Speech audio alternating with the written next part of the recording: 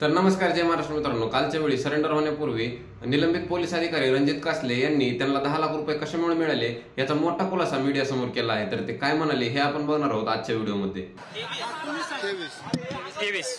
23 लाच झालता. 21 का 23? एक मिनिट हळूहळू मला बघू द्या.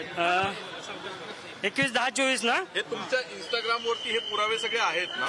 बाकीच्यांना ज्यांना नाही आहेत त्यांना दाखवू द्या ना मला. कारण पत्रकारांचं कसं आहे, धनंजय मुंडे वाल्मिक कराडची जी कंपनी आहे संत बाळूमामा कन्स्ट्रक्शन कंपनी अंबाजोगाई, ज्याच्यात महादेव कराड आणि काळे हे पार्टनर आहेत, त्यांच्या कंपनीतून माझ्या पेमेंटच्या अकाउंटला 10 लाख आले. 7.5 परत केलेत. 2.5 लाखामध्ये आता माझा हे बाकीचा उरलेला खर्च चालू आहे. थांबा मी आता त्यातनच करणार ना. आता काय करणार मी, जे काही पगारातली सेव्हिंग आणि त्यातला खर्च. बरोबर हो मेघराज, मी सांगितलं होतं की 7.5 परत दिलेले आहेत आणि 2.5 राहिलेले आहेत, तेही मी अजून प्रामाणिकपणे देईल.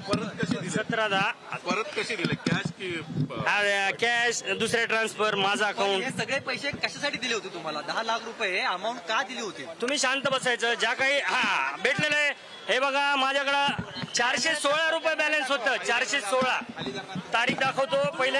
एक मिनिट गडबड करू नका. 21/10/24 तारीख बघा. 21/10/24 कोणी पाठवले? 465 बॅलन्स होते. ऐका ना, ते एन्काउंटर साठी.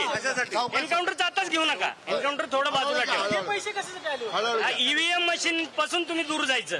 जे काही ईव्हीएम ला छेडछाड होईल ते गप्प बसायचं आणि सहन करायचं. माझी ड्युटी बघा.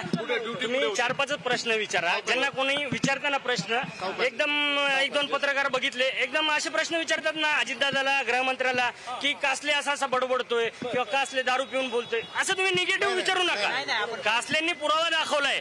मतदानाच्या दिवशी 10 लाख रुपये त्याच्या अकाउंटला जमा झालेत असा प्रश्न विचारा.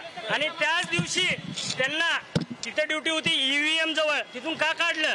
जेव्हा मनुष्यबळाचा म्हणजे अपुरं मनुष्यबळ होतं परळीला माझी ड्युटी होती.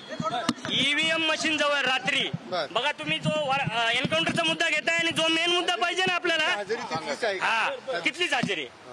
माझं ऑर्डर आहे, सगळे भेटेल तुम्हाला. काय होतं तुम्हाला? चुकीच्या पद्धतीने आलेत.